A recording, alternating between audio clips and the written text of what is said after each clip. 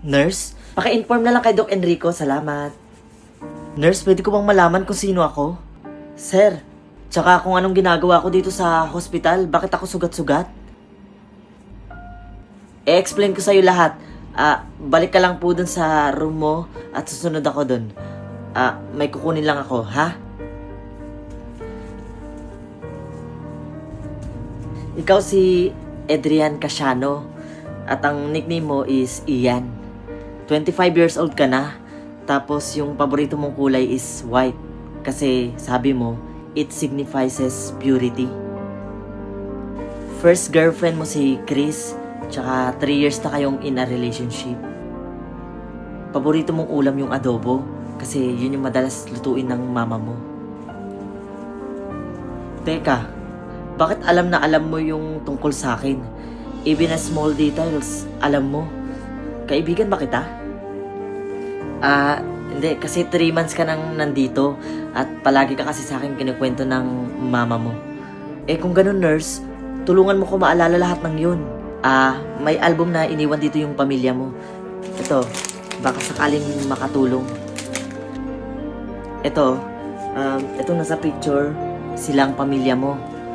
Tsaka, ito yung mga banding nyo sa ibang bansa. Ito.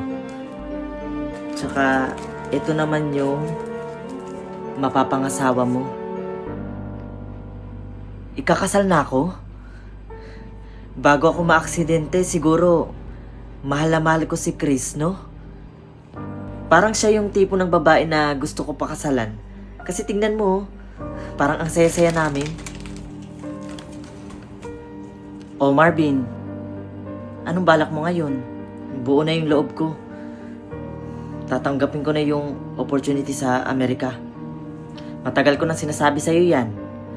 Mag-iingat ka doon. Puso mo, bantayan mo. Nurse? Nasaan po si Nurse Marvin? Kasi kanina ko pa po siya nahanap eh.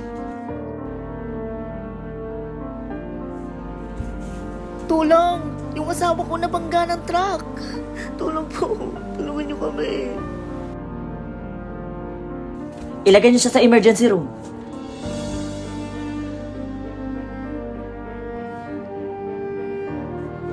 Adrian, okay ka lang ba? May naaalala ka na ba?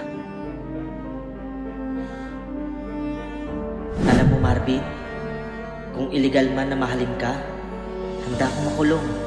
Gawin natin lahat, makatakas lang sa araw ng kasal ko. I love you sa pinakamamahal kong nurse.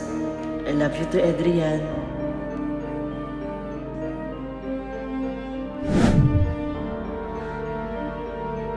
Adrian, buklatin mo yung huling pahina ng photo album. May letter para sa'yo doon.